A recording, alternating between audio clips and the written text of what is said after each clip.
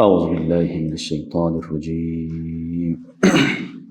بسم الله الرحمن الرحيم.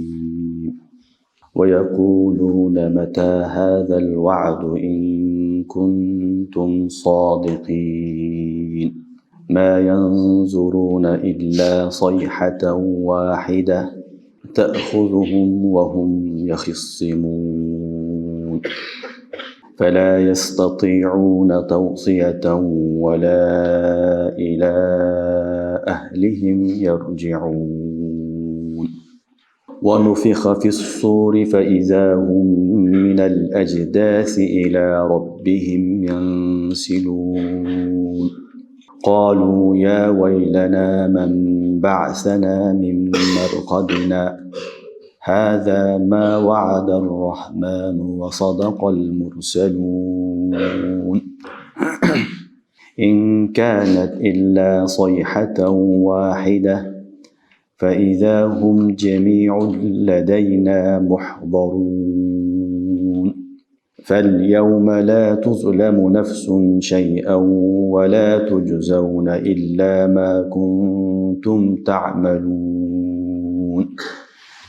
إن أصحاب الجنة اليوم في شغل فاكهون هم وأزواجهم في ظلال على الأرائك متكئون لهم فيها فاكهة ولهم ما يدعون سلام قولا من رب رحيم وامتازوا اليوم أيها المجرمون ألم أعهد إليكم يا بني آدم ألا تعبدوا الشيطان إنه لكم عدو مبين وأن اعبدوني هذا صراط مستقيم ولقد أضل منكم جبلا كثيرا أفلم تكونوا تعقلون هذه جهنم التي كنتم توعدون اصلوها اليوم بما كنتم تكفرون اليوم نختم على أفواههم وتكلمنا أيديهم وتشهد أرجلهم بما كانوا يكسبون ولو نشاء لطمسنا على أعينهم فاستبقوا الصراط فأنى يبصرون ولو نشاء لمسخناهم على مكانتهم فما استطاعوا مضيا ولا يرجعون ومن نعمره ننكسه في الخلق أفلا يعقلون آمنت بالله صدق الله العظيم. Жанаалар айтышат, эгер силер чынчыл болсоңор, силер айткан убада кана качан келет деп. Алар болгону бир эле коркунучтуу үндү күтүшөт. Ал кокусунан келип аларга келет.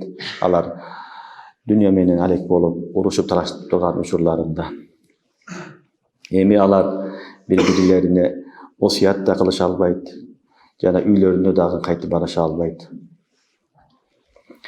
Жана сур чарылганда алар кабырларынан туруп Раббилеринин алдына тезде шашып келишет. Алар аттең бизди кабырдан ким тургузду дешет. Мына ошол Рахмандын убада кылган күнү.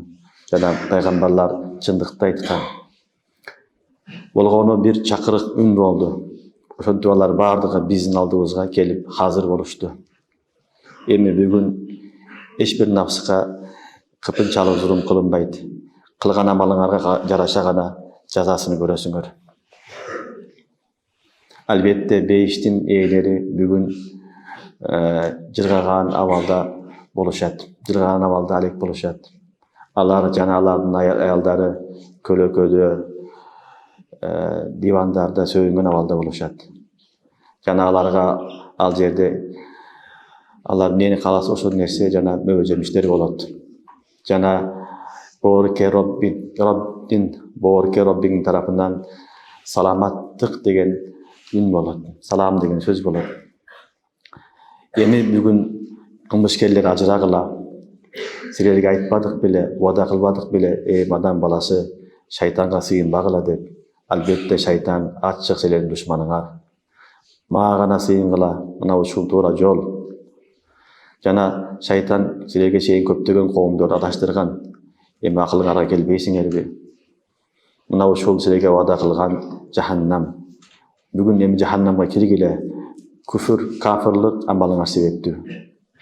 Эми бүгүн биз силердин оозуңарга мөөр басабыз. Силердин колуңар жүлө берет, путуңар көтөт. Эмне кылган болсоңор, кесип кылганыңардын баарына. Эгер биз кааласак, алардын көздөрүн сокур кылып коймокпуз. Жана алар жолду талашышат, бирок эчтекени көрүшпөйт. Эгер биз кааласак, аларды массак кылып келбеттерин өзгөртүп коебуз. Ошол ордундарында алар алдыга да жыла албайт, аркада кайтыша албай калышат. Кимдин өмүрүнүн зыян, көмүнүн өмүрүнү узун кылсак, анын жаралышын кайра эски абалына кайтарып коебуз. Афала яқилун. Эми акылыңарга келбейсиңерби? Ясин сүрөсүнүн 48-аятынан тартып 69-аятка чейинки аяттар экен. 68-аятка чейин 20 аят. Өткөн сабакта биз Аллах субханаху ва таала өзүнүн кудуретин айтып, кийин кафирларга мусулмандарга берген неаматтарыны, өзүнүн белгилерини, аяттарыны айтып, андан кийин өлүм бар, өлүмдөн кийин жашоо бар деген маселелер айткан эди. Бүгүн ошол маселенин уландысы. Пайгамбарлар ар дайым келгенде пайгамбарлардын давасы ахирет, Алла, рисалат ушуларды айтып келген. Негизинен 3 нерсени айтып келген. Алла жалгыз, Кудайдан башка жок. Алла Тааланын пайгамбарлар жиберген акыркы пайгамбар Мухаммад Мустафа саллаллаху алейхи ва саллям. Жана өлгөндөн кийин жашоо бар, тирилебиз деген 3 мазмунду пайгамбарлар кайра айтып келген. Куран ушуну кайра айта берет. Негизги нерсе ушул. Ошону Аллах субханаху ва таала Суратул Ясинде дагы кенен кылып баяндап атат. Кафирларга эртең өлөсүн, өлгөндөн кийин тирилесин, жашоо бар десе, алар шылдыңдап күлгөн. Качан ошол күн келет? Кана азабын, ким барып келиптир, ким көрүп келиптир, ким тирилип көрдү деген суроолор менен ар дайым кафирлар мусулмандарды шылдыңдап келген. Мусулмандарга ишенбей келген. Биз мусулмандар алимул гайып дейт, көрбөгөн нерсеге иман келтиргенбиз. Ошо менен мусулманбыз. Ахиретти көргөн жокпуз, бирок аны эмне Аллах субханаху ва таала айтты, пайгамбарыбыз айтты, бул хабар садик хабар. Болушу имкан бар нерсеге хабары садик келсе иман келтиребиз. Ошон үчүн иман келтиргенбиз, ахирет бар, ахиреттен кийин тирилүү дагы жашоо да барды иман келтиргенбиз. Кафирлар болсо буга ишенбейт эле. Мына ушул акыбалды Аллах субханаху ва таала баяндап атат. Ал ахирет, жосун кыямат кантип келет? Кандай абалда келет? Кандай акыбалдар болот? Кандай коркунучтар болот? Жана Аллага иман келтиргендер кандай абалда болот? Бүт баарында мына ушул жерде Аллах субханаху ва таала баяндап атат. Биринчиси оякулуна мата хадал вa'д. Жана ал кафирлар айтышат, мата хадал вa'д. Бул айткан убадаңар качан келет? Ин кунтум садикин. Эгер силер чынчыл болсоңор, чын айтып аткан болсоңор, анда убадаңар кана. Көрсөткүлө. Улар ойлойт азыр эле Исlam келип калат деп. Же бирдекени көрсөтүп бизге далилде берет деп. Жок. Бул манкулат деген накыл кылынган, Аллах айткан, пайгамбар айткан иман келтиребиз болду. Анын качан болуш мөөнөтүн Алладан башка эч ким билбейт. Алла Тааланын айткан күнү келгенде болот ал. Ага ишенебиз, шек жок ага. Бирок кафирлар ага ишенбестен оякулуна мата хадал вa'д ин кунтум садикин. Бул деген сөз шылдыңдап, истихзаан аларды шылдыңдап айтышат эле, айткан убадаңар, коркуткан күнүңөр качан келет деп сурашат. Allah айтып атат: "Ма янзуруна илля сайхата вахида." Алар көп күтішпейді дейді. Болғаны бір еле үн. Ма янзурун, алар күтішпейді илля сайхата вахида. Bir еле үн шығады. Фа таъхузухум ва хум яхиссимун. Алар бір-бірімен әлек болып, саудалашып, ойнап күліп жүрген учурда эле ал не болот? Азап келип калат, жоксо ахирет келип калат дейт. Ма янзуруна илля сайхата вахида дегенден билинди, кыямат заматта келет. Кыямат заматта келет. Түшүнүңөрбү? Ма янзуруна илля сайхата вахида. Сайха бул сурнай. Исрафил алейхиссалам бул сурнеси. Ошол үн эмесини кармап сурнайны турат. Аллахтын өкмүнө мунтазир турат. Алла таалам качан өкүм чыкса ал чалат. Ошол чалганда нафхатул ула болот. Биринчи нафха болгондо бүт бардык махлук өлөт. Жаны бардын бүт бардык өлөт. Буну нафхатул ула деп айтылат. Түшүнүңөрбү? Ал нафха болот, бир эле сурнай чалынганда каттуу үн чыгат, коркунучтуу үн болот. Ошол үндүн эле укканда адамдардын баары, жаныбарлардын баардыгы не кылат? Жанын берет. Жок болуп кетет. Өлүп жок болот. Мына ушуну Аллахым айтып атат: ал алыс эмес, ал кыйын эмес. Болгону сайха вахида. Bir эле үн. Bir эле үн. Allah subhanahu wa ta'ala İsrafil aleyhisselam hüküm belet. İsrafil aleyhisselam surnayı çalat. Ошол замат ne oldu? Öttü, yedim var öldü. Kıyamet başlandı. Kıyamet geldi mi? Ma yanzuruna illa sayhata wahida. Allah bolğonu bir эле ündü. Ne kılat? Kütüp duruşat.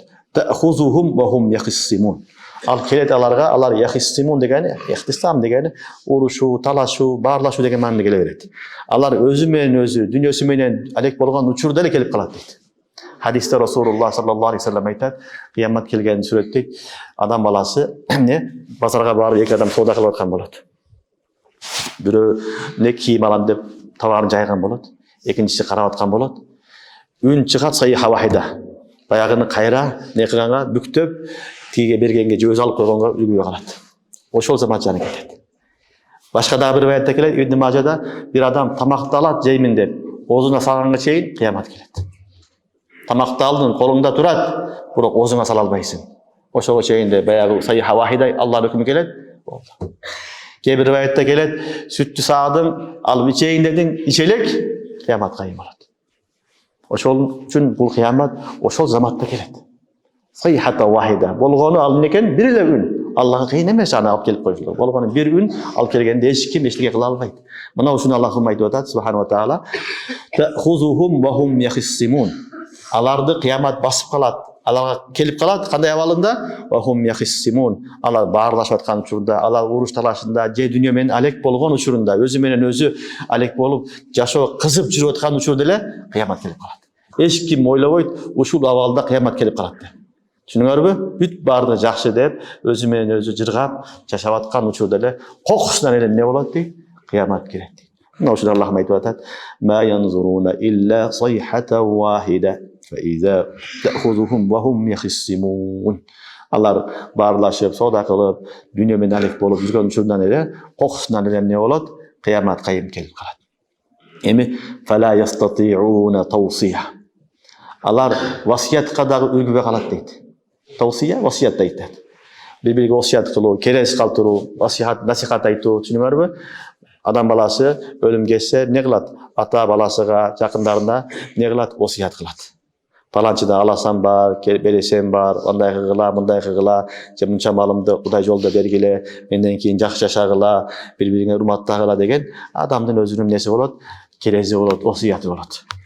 Эми Аллах Таалам сүрөттөп атат, кыямат келгенде, кыямат күн келгенде, "Фала ястати'уна тавсия."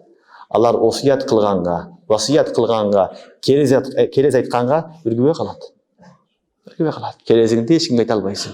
Аялыңа да, балаңа да, жакыныңа да, досуңа да эч кимге айта албайсың. "Фала ястати'уна тавсия ва ла ила ахлихim yarji'un." Жана алар үй бүлөлөрүнө дагы кайтып бара албайт дейт. Эртең менен чыгып кеттиң, үйүмө барып алайын, төшөгүмө барып, үйүмө кирип өлөйүн дедиң, жок андай эмес. Кайсы абалда болсоң, ошол абалда өлүм келет. Базардасыңбы, кафедесиңби, үйдөсүңбү, майдандасыңбы, машинкадасыңбы, каерде болсоң дагы ошол убакыт келгенде келет, Ölüm келет, сен үйүнө кайта албайсың. Жана не кыла албайсың? Осуят да кыла албайсың. Мына ушул абалда Аллах Таала ушинтип сүрөттүп атат.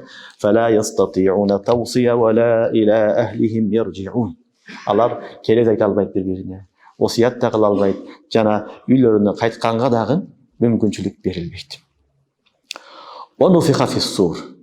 Fa izahum min al-ajdas ila rabbihim yansilun. Эми Аллах Таала айтат, не болду? Биринчи нафха болду, нафхатул ула. Сурнай чалынды, бүт бардык өлөт. Эч ким калбайт. Дүйнөдө бүт бардык жаныбардын баарын өлтүрөт Аллах Таала. Kullu nefsin zaiqatul maut болот. Анан кийин экинчи нафха башталат. Нафхатус сания. Мына ошол экинчи нафханы Аллах Таала айтат, "Ва нуфиха фис-сур."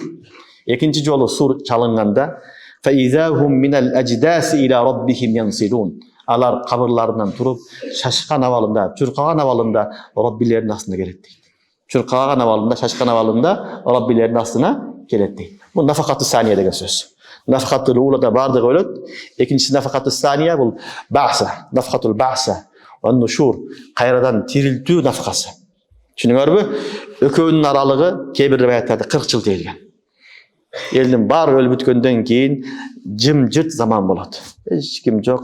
İmanil mülk lillahi'l vahidil qahhar. Allah'dan başka hiç kim yok. Oşol vakit kebir риwаяттар 40 жыл дейт. Allah Taala özü bilet kançalık uzun ekendigini. 40 жылдан кийин кайра Allah Taala onu fiha fis-sur. Kayra İsrafil aleyhisselamга öküm kılat. İsrafil aleyhisselam sur çalat. Sur çalganda adam zattın bardыгы kabırdan turat.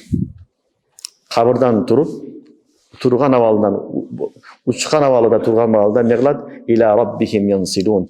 Rabbilerin tarafına karab jönөйт. Түшүнүңөрбү? Yansilun degen musri'in degen manada. Şaşkan avalında, tezegen avalında, çurkagan avalında Allah Subhanahu wa Ta'ala'nın astına karab jönөйт deydi. Bu nafakatü saniye.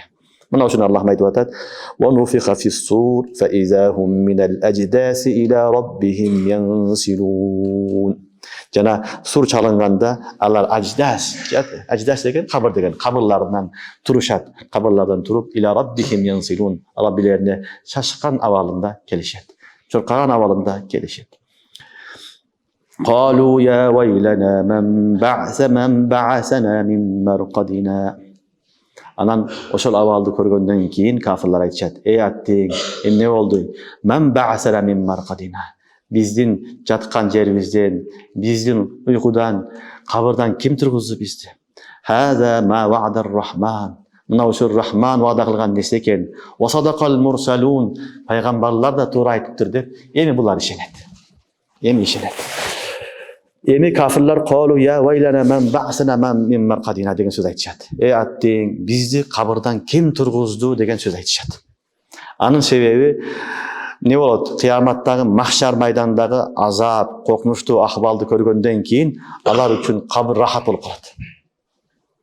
Болсо кабырда деле азап болот. Азабыр кабыр хак. Түшүнүңөрбү? Yusabbitullahu allazina amanu bil qawli sabit fil hayati dunya fil akhirah. Azabul hak, кабыр хак бар. Бирок баягыдай коркунучтуу абалды көргөндөн кийин мурдагы акыбалды унутуп калышат. Мурдагы акыбал аларга жеңил болуп калат. Ошон үчүн айтат: "Ey аттиң, ким бизди тургузду? Биз жыргап уктап аттык эле го" дейт. Түшүнүңөрбү? Кээде ушундай болот. Бир адам кыйналып аткан болсо, экинчи бир адамды көрсө, анан кыйнап албосо, өзүнүн кыйналганын унутуп калат. Анын кыйналган акыбалын көрүп, Алла сактасын, өзүнүн кыйналганын унутат. Ошол сүрөттө Алла Таала баяндап атат: "Qalу ya waylana man ba'sana min marqadina" деген сөз ушул. Аяттиң, бизди кабырдан ким тургузду? Кабырдагы жашоо бизге жакшы эле, рахат жашап аттык эле. Эми мындай коркунучтуу акыбалга бизди ким алып келди деп не кылышат? Таң калышат. Демек, махшар майданы коркунучтуу нерсе. Дүйнөдөгү бүт бардыгын Алла чогултат. Бүт баары келет, жаханнам да келет. Махшар ушунчалык чоң, жаханнамды да Алла Таала не кылат? Сүдүрүп алып келдирет. Жаханнам да Алланын астына келет, махшар майданына келет, бардыгы коюлат. Түшүнүңөр, бул акыркы файсала күндөрү ушундай коркунучтуу акыбалдар. Иншалла бул кийинки аяттарда, кийинки башка сүрөлөрдө келет ал маселе. Демек, не болду? Алар айтышат: "Ey аттиң, бизди кабырдан ким тургузду? Кабырда жашоо жакшы эле" дейт. Кабырдагы азапты унутуп калат алар.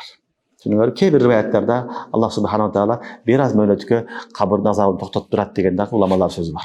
Ошон үчүн алар аны эмне кылат, сезбей калат деген дагы маани сөздөр бар. Аллах алам. Бирок негизинен кабырдын азабынын астында эмне берги махшардын астында кабырдын азабы жок эсе болуп калат. Ошон үчүн алар коркпостон туруп эле кабыр жакшы эле, бизди ким тургузду дейт. Хада ма ваадар рахман. Алар айтышат экен, мына ошол Рахман бизге кылган ваада кылган күн.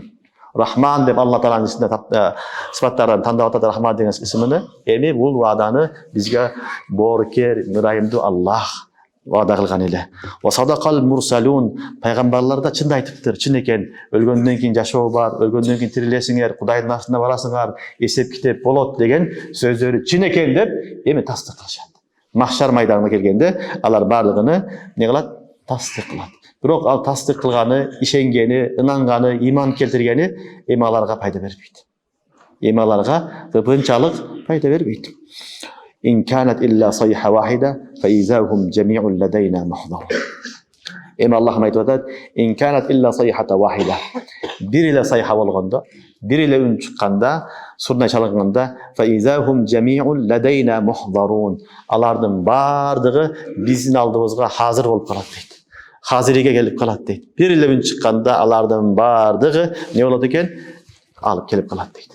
Hadisterde gelet, kıyamet günü bolganda ün çıgat, korkunçtu ün bolganda adamlar, жақшылар дагы, münafıklar дагы, kafirler дагы бүт бардығы korkkondan ele mahşer meydanına barıp kalat. Kafir bargısı gelmeydi. Münafık bargısı gelmeydi. Bırak feriştelerden ünü korkmuştu. Alar bir bakırganda kıykırgan ününü uğup durup ayaklar ne kılat? Korkkonundan mahşerge barıp kalat. Oşonu Allah'ım aytып atat. İn kanat illa sayhata wahida, ikinci sayha bolganda fa izahum jami'un ladayna muhdarun. Alardın bardığı bizdin aldığımızda hazır olup kalışat. Bizdin aldığımızda kelip durup kalışat. Adam aleyhissalamdan tartıp ahırığı insan kim olsa kıyamatga çeyinki büt bары Allah'ın astına, mahşer meydanına kelip hazır olup kalat. Çınığı hakiki hazır oşol yerde bolat. Sizler haziri deysiңер го. Ошол чыныгы haziri, чыныгы неме, акыркы haziri не болот? Аллахтын астында болот. Бул күн чын, хакыйкат. Эми Аллах айтты: "Фал yawma la tuzlamu nafsun shay'a."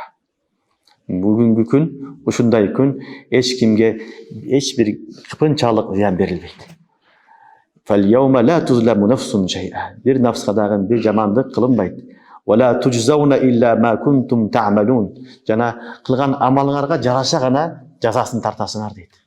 Yani эч кимге зулум кылынбайт. Ал адилеттүү күн, ал адилеттүү падыша. Ким не кылган болсо, wa man ya'mal misqala dharratin khayran yara, wa man ya'mal misqala dharra sharran yara.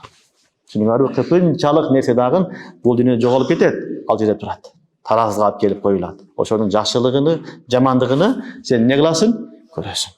Oşun ayttat illa ve la tujzauna illa ma kuntum ta'malun.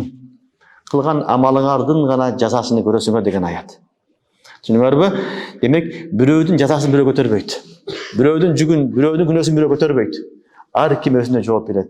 Ата өзүнө жооп берет, бала өзүнө жооп берет, устаз өзүнө, шагирт өзүнө, кызы өзүнө, аялы өзүнө, бир тууган өзүнө, ар бир адам өзүнө жооп берет. Сыйлык болсо дагы өзүңдүн сыйлыгың ал. Жамандык bir жаза болсо дагы өзүң кылган амалыңды кесепет. Амалыңды жамандыгын кесепет. Ошон үчүн ал адилеттүү күн, адилеттүү падыша, адилеттүү өкүм кылуучу зат fal yawma la tuzlamu nafsun shay'a. Бирөөдүн зулуму, бирөөдүн ишини бирөө жүктөп койбойт. Бул дүйнөдө бирөөдүн кылмышын бирөө жүктөп коёт. Аны эмне кылат? Каралап туруп жаап салат, карап салат, башка кылат, боло берет дүйнөдө. Бирок ахиретте андай эмес. Ким кара, ким ак ошол жерде дайым болот. Бирок караны кара экендиги далилденет, актын ак экендиги, акыйкат экендиги далилденет. Ошого жараша сыйлыгын да көрөт, жаман болсо азабын да тартат. Wala tujzauna illa ma kuntum ta'malun. Кылган амалыңардын гана жазасын көрөсүңөр. Силерге бир ашыкча кошумча болбойт. Же кемитип да салбайт. Түшүнүңөрбү? Кандай болсо, ошондой жазасын көрөсүңөр. Дегенден кийин Аллах субханаху ва таала ахли жаннаттын бештеги адамдардын акбарын сүрөттөп атат. Алар кандай абалда болот десе, inna ashabal jannatil yawm fi shughulin fakihun.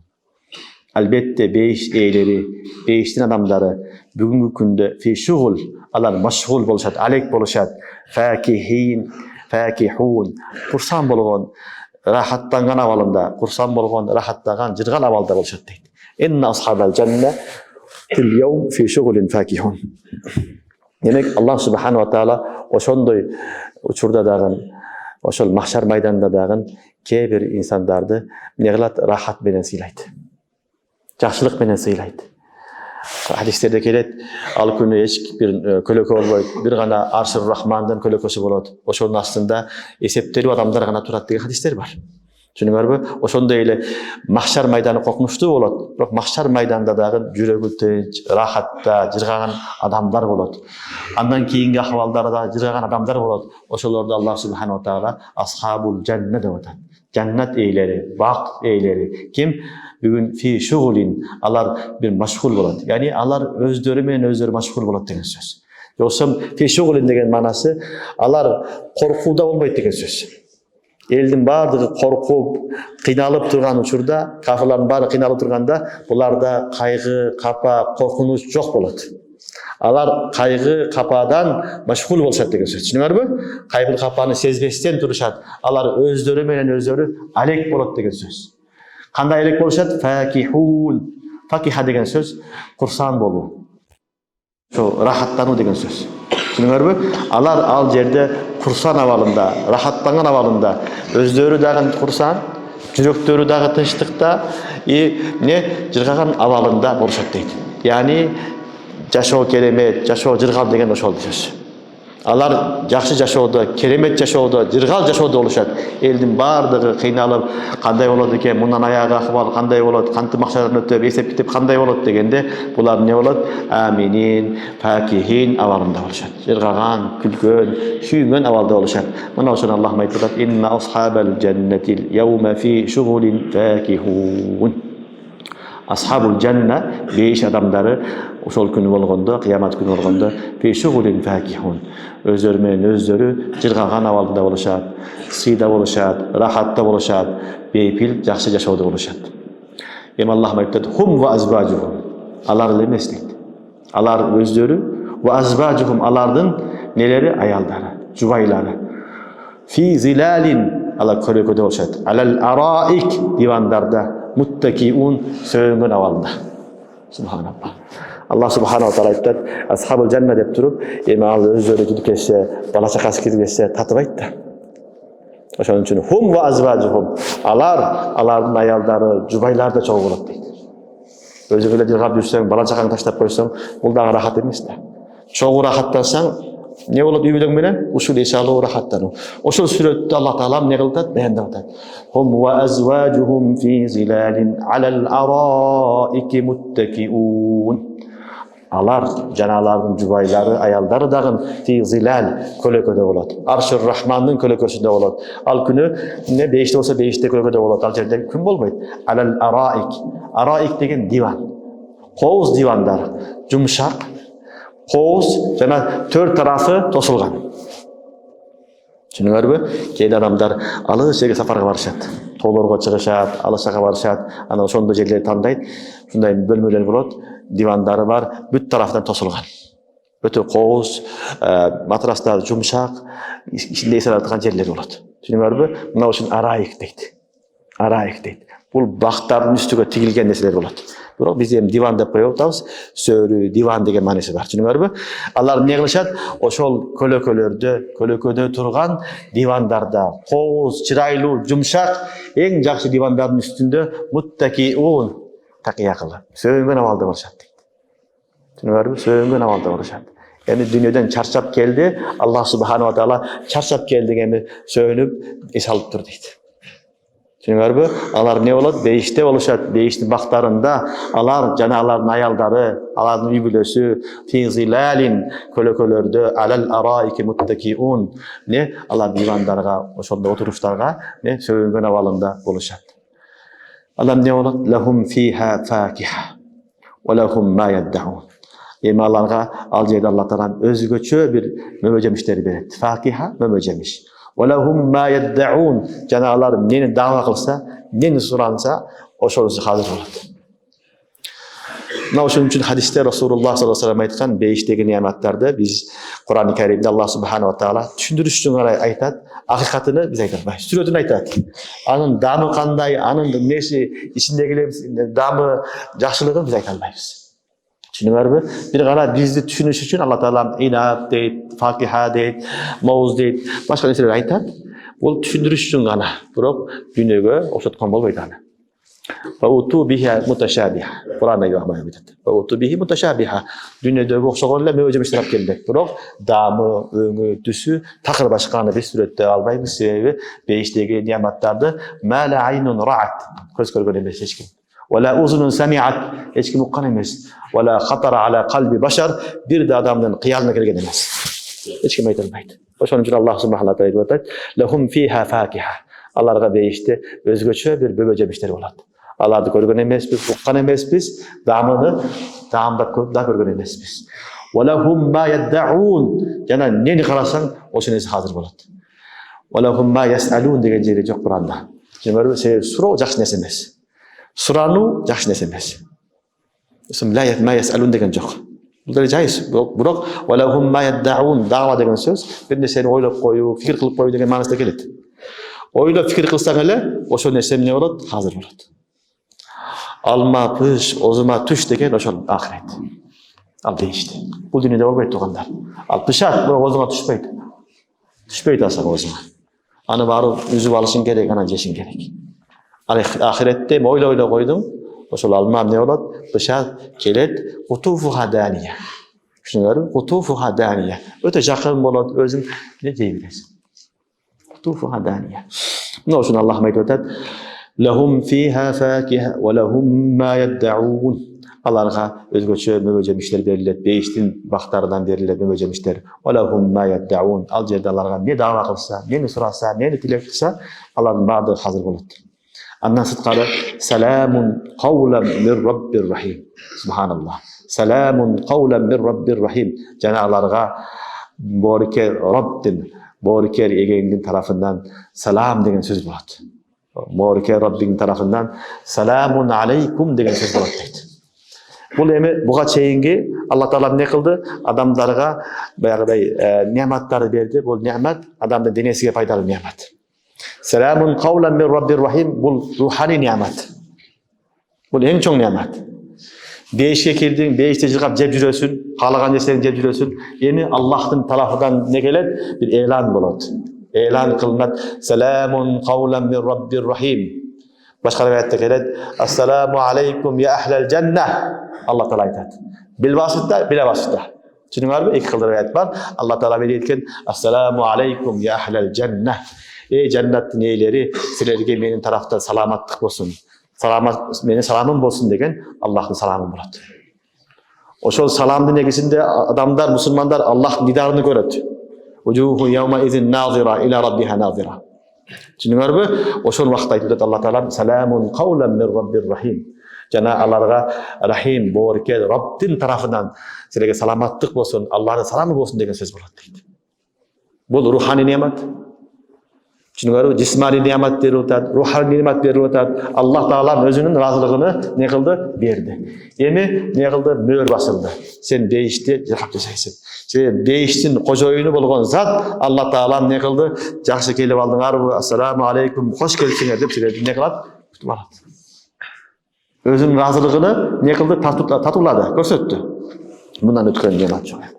Düşünüňärmi? Muna şunday bolat. Büt bardygy tertip bilen bolat. Bardygy Allah'ın golunda. Muna şunu Allah'a aýtdy. Salamun qawlan min rabbir rahim. Rahim bolgan, borker rahimde bolgan Rabbin tarafından salam degen söz bolat. Allah Taala assalamu aleykum rahmetullahi ve berekatuh. Assalamu aleykum ya ahlel cennet degen söz bilen Allah Taala malarga salam aýtat. Düşünüňärmi? Keber rivayetde ferişteler aýtat. Belki Kur'an-ı Kerim'de başka yerde aýtat.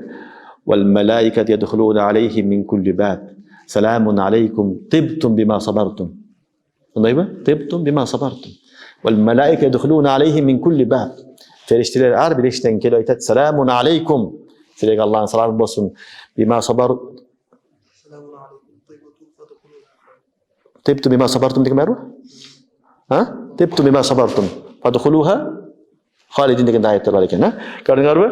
Ne кылат? Алла Таала айтып атат, периштелер айтып атат.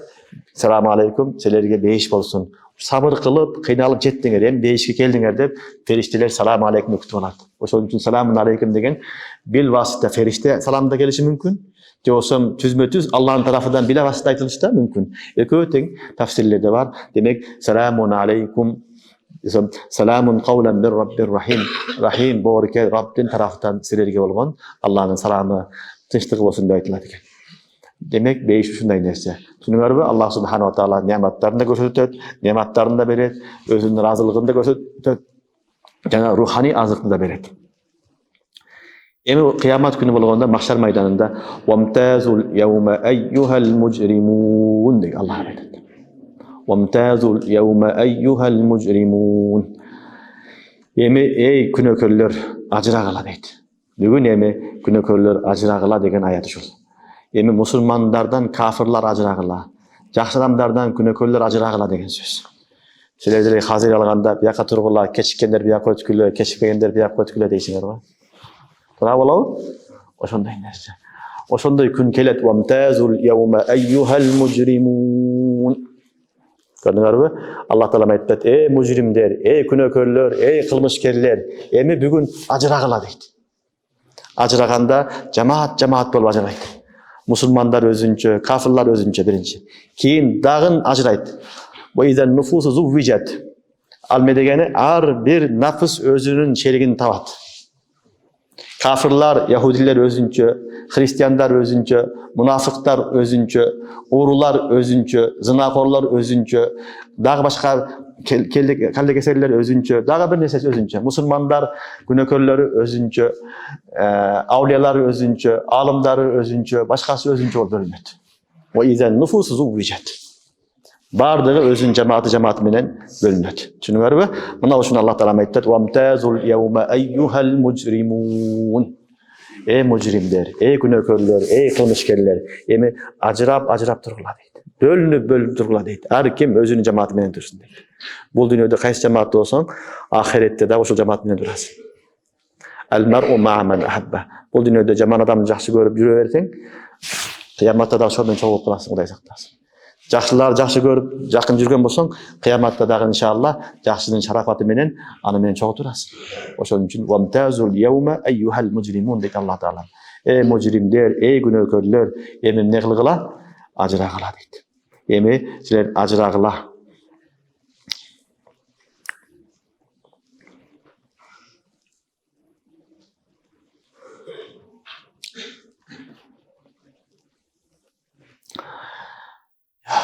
Vamtazul yevme eyyuhel mujrimun deb Allah Taala bölüp ajratып algandan keyin Allah Taala aytат: "Alam ahad ileykum ya bani Adam." Ey adam baldары, ey adamdын baldары, men силерге вада кылбадым беле? Алла ta'budu şeytan. Şeytanga sыйынбагыла деп. Şeytanga ibadat кылбагыла деп айтпадымбы? Innahu lakum aduwwun mubin. Ал şeytan силердин ачык душманыңар деп айттым эле го. Эмнеге силер шайтанга сыйындыңар деп Аллах Таала мени алат урушат. Демек, элдин баары шайтанга сыйынган жери жок. Бирөө бутка сыйынып атат, бирөө тоого, бирөө ташка, сууга, ардекеге сыйынып атат. Бирөө уюга, бирөө дагы бир нерсеге. Бирок Аллах Таала алар айтпай шайтанга сыйынбагыла деп атат. Себеби бүт баардыгына сыйынганга себепкер шайтан негизи. Түшүнүңөрбү? Бутка дагы сыйынткан шайтан болуп атат. Уюга дагы бүт бардыгына себепкер ким? Аташтырган шайтан да. Ошон үчүн Аллах Таала айтып атат, алар негизги адамды карап туруп шайтанды карап туруп айтып атат. Алам ахад илейкум я бани Адам. Эй адамдын балдары, мен силерге айтпадым беле? Алла ta'budu şeytan. Шайтанга сыйынбагыла деп. Шайтанга сыйынбагыла, себеби силердин ачык душманыңар dedi. Kur'an-ı Kerim'de Allah Subhanahu wa Taala aduvvun mubin деп толтура жерде айткан. Ачык көрүнүп турган душманыңар, шайтан душманыңар деп эскерткен. Керек болса Allah aytkan, atаңарды düşman edip esеткен. Неге? Адам атасынын düşmanын өзгө düşman сезет. Атасынын düşmanını ал өзүнүн дос кылып албайт. Ошон үчүн Алла Таала бул атаңардын düşmanı, силердин düşmanыңар деп кайра эскертет. Түшүнүңөрбү? Демек биздин эң чоң душман шайтан. Шайтанга жем болбогула, шайтандын жалыга түшүп калбагыла, азгырып кетпегиле, Кудайдан коркуп жашагыла, эртең келгенде шайтандын жамаатына кошулуп калбагыла деген сөз. Ошон үчүн Алла Таала айтат: силерге вада кылмадымбы, эй адам балдары, шайтанга сыйынбагыла деп. Иннаху лакум адуввун мубин. Ал ачык силердин душманыңар деп. Ва ани'будуни. Алла Таала меледи, мага гана сыйынгыла дедим эле. Хаза сиратун мустаким. Мына ушул туура жол деп айттым эле дейт Алла Таала.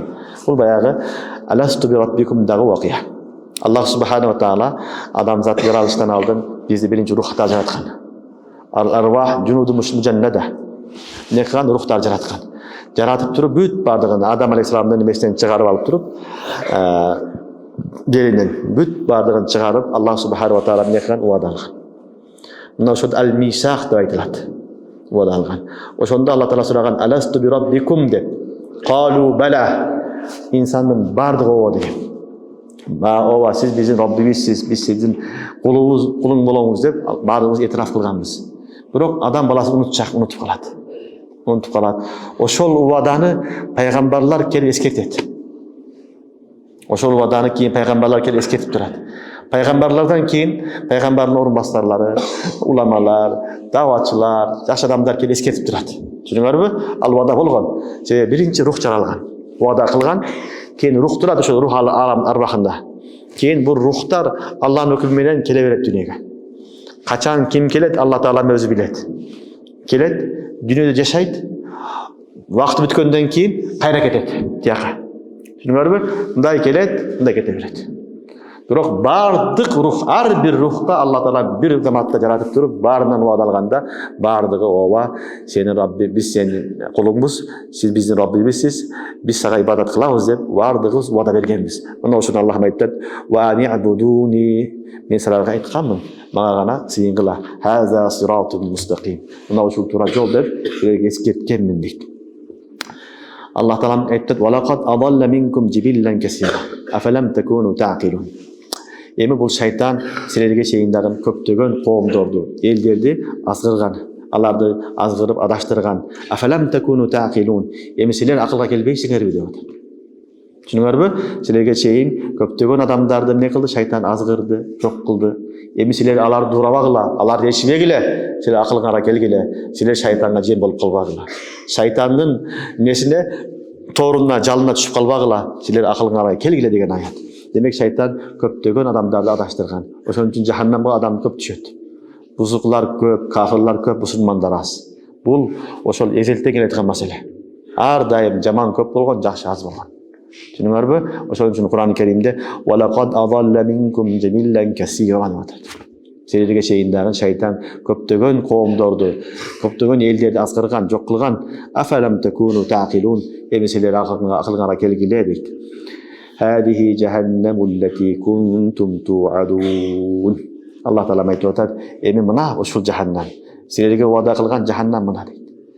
Айттык эле го, жаханнам бар, мындай болот деп. Мына ушул жаханнам келди деп атат. Ислаухал яума бима кунтум такфурун. Эми киргиле, жаханнамга киргиле, корбогон абалында бима кунтум такфурун. Ошол күфүр кылдыңар, ширк кылдыңар, Аллага ишенбедиңер. Эми ошол күфүрдүн, ширктин кесепетинен эми дозокко киргиле деген аят. Алла өзү сактасын. Демек, жаннат да жакын балдар, бейиш да жакын, дозок да жакын. Экөө тең хак, экөө тең махлук, хак жаралган жакын. Мына ошону Алла Таала айтат: "Хадихи джаханнаму лати кунтум туадун." Силерге вада кылган жаханнам ушул. Бир күн келет, жаханнамга киресиң, отко күйөсүң деп айткан эле, ошол күн ушул. Ислаухал яума. Эми киргиле бүгүн киргиле эми бима кунтум такфурун. Алла зулум кылган жок, өзүң зулум кылдың. Өзүң Аллага ишенбедиң, Аллага ширк кылдың, ишенбедиң, күфүр кылдың, башка амалдар кылдың. Ошонун кесепети менен эми жаханнамга кирип атасың, жаханнамга киргилем деп атат. Киресиң дейт. Андан кийинки аятта Аллах субханаху ва таала махшар майдандагы ахвалды сүрөттөп атат. Махшар майданы кандай болот десе: "Ал яума нахтиму ала афвахихим ва тукалlimuna айдихим ва ташхаду аржулухум бима кану яксибун."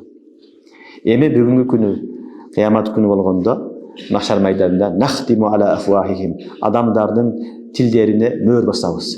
وتكلمنا أيديهم алардын колдору сүйлөйт وتشهد أرجلهم алардын буттары күбөлүк өтөт بما كانوا يكسبون не кылган болсо не амал кылган болсо не кесип кылган болсо ошонун баардыгыны кыямат күнү келгенде ушул азалары мүчөлөрү айтып берет дейт. Махшар майданына келгенде махшарда баягы нафака сания болгондо فإذاهم من الأجداث إلى ربهم ينسلون бүт баардыгы шашкан абалында Алланын астына келет. Алланын астына келгенде биринчи убакытта этап менен болгон маселе билип алгыла. Биринчи убакытта Аллах субхана ва таала ар кимге сүйлөгөнгө уруксат берет. Ошондо кафирлар дагы касам ичип, я Рабб, Аллахи Раббина ма кунна мушрикин дейт. Кафирлар дагы Аллахи Раббина ма кунна мушрикин. Аллахка касам, биз ширк кылган эмеспиз, биз ширк кылган жокпуз, биз тазабыз деп актана баштайт. Көрүп атат, ахвалды көрүп атат, алдындагы бүт баарын таразаны көрүп атат. Көргөндөн кийин кафирлар да корккон абалында сайрай баштайт. Биз ширк кылган жокпуз, биз жакшы элек деген сөздөрдү айтышат. Түшүнүңөрбү? Демек, авval убакытта Алла Таалам ар бирине эркиндик берилет. Сүйлөгөнгө эркиндик берилет. Кийин алар ошол жерде жалган сүйлөгөндөн кийин, жалган нерсе айткандан кийин Аллах субхана ва таала алардын не кылат? Тилдерине мөөр басып коет. Тилдерине мөөр басат. Эми тили айтпайт. Эми ошол не кылган болсо, ошол мүчө айтат. Кайсыл мүчөң менен не амал кылган болсоң, ошол нерсе айтат. Анан бул жерде суроо болушу мүмкүн, ал кантип сүйлөйт дегенчи.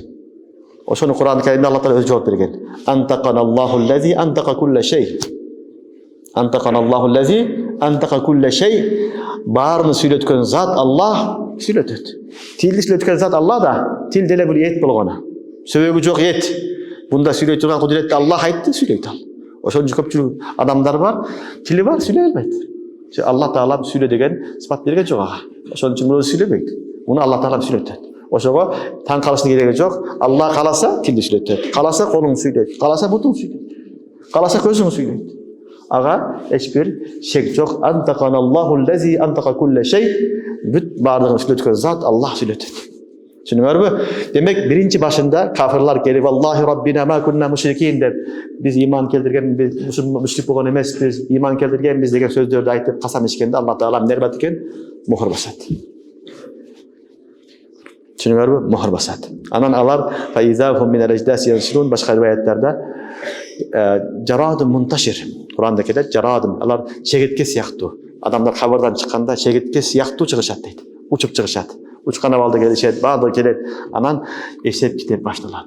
Алланын астына келгенде ар кимдин эсеп китеби башталганда эми Аллах субхана ва таала айтат: "Кафа бик өзүңө сага эми күбөлүк үчүн өзүң жетерлик" деген аят бар. Ар ким өзүгө өзү жетерлик. Башка күбөнүн кереги жок. Башка күбө да бар. Алла Таала ал жерде кираман катибини турат. Эки фериште турат. Түшүнүңөрбү? Бүт баарын жазып турат. Бүт бар архивде турат.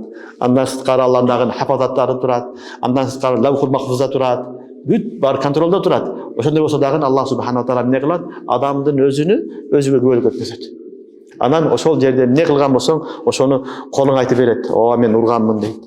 Мен урдаганмын дейт. Бут басып барганмын дейт. Көз көргөнмүн дейт. Кулак укканмын дейт. Бүт баардыгы айтып берет. Ушул ахвалда Алла Таала айтып атат. Бул хак.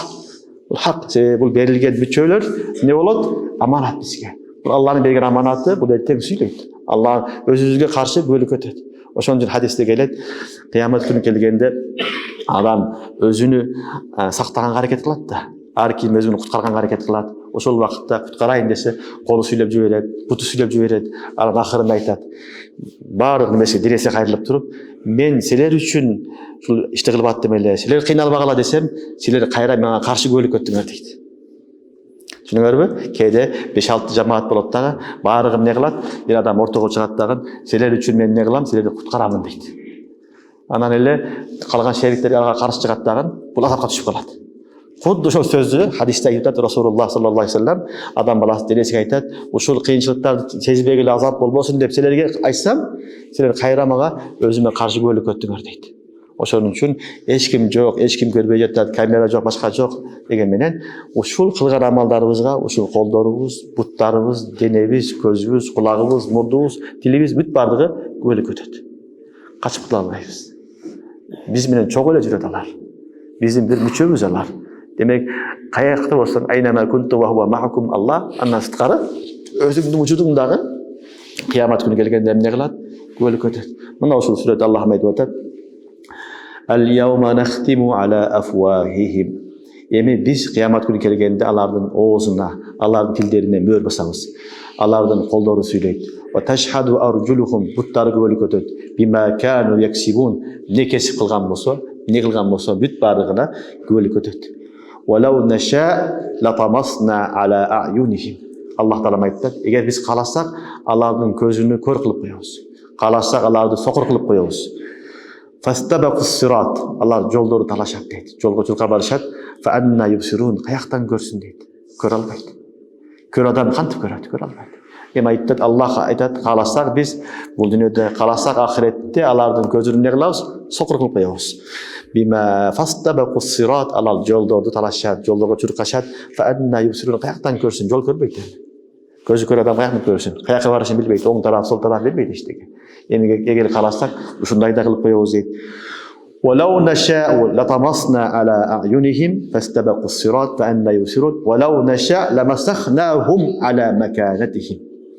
Keyin ayette Allah'ım aytып eğer biz kalasak, alardı ne kadar mas kılıp koyuyoruz. Alardın denesini, tulbarın demesini, denesini, görünüşünü özgörtüp koyuyoruz. Ala mekanatihim turgan yerinde. Famastata'u mudiyya ve la yarci'un. Alar ne o şol yerden aldığa da kete albaydı, artqa da kete albaydı. O şol yerde alardı biz ne insandı başka mahluk kılıp koyuyoruz. Allah Teala bu dünyada kafir evliler, Yahudiler vaqtında ne kılgan? Kunu qirada khasiin degan. Maymun qılıp salgan kafirlerini ne kılgan? Xinzir kılgan, çoşqa kılgan ayatlar var bunlarca. Çetten çıkandan Allah Teala masx kılgan. Masx degeni adamdın kelbetini özgörtüp koyuyordu. Canvardın en jaman canvardın kelbetini olmaştırıp koyuyordu. Düşünüyorsunuz mu? Allah'ım aytdı. Eğer biz kalasak, Allah'ın gözünü kör kılıp koyuyoruz. Eşteke görmeye kalat. Eğer biz kalasak, Allah'ın turgan yerinde Allah'ın kelbetini özgörtüp salabız. Adam emez, ayvan kılıp koyuyoruz. Ayvandaki en jamanını kılıp koyuyoruz. Keyin famastata'u mudiyya ve la yarci'un. Allah turgan yerinde aldığa bir kadam koya albaydı, arkaga bir kadam koya almayı kalat. Allah kadir. Aldığa da jılbaydı, arkaga da jılbaydı. O şol yerde kalmaydı. Bu dünyada da olgan, ahirette kılıp koyuşka kadir Allah'ım. Allah'dan korkuş gerek. Onun için Allah'ın azabı zaman, Allah'ın karı kese eşlikini karamaydı.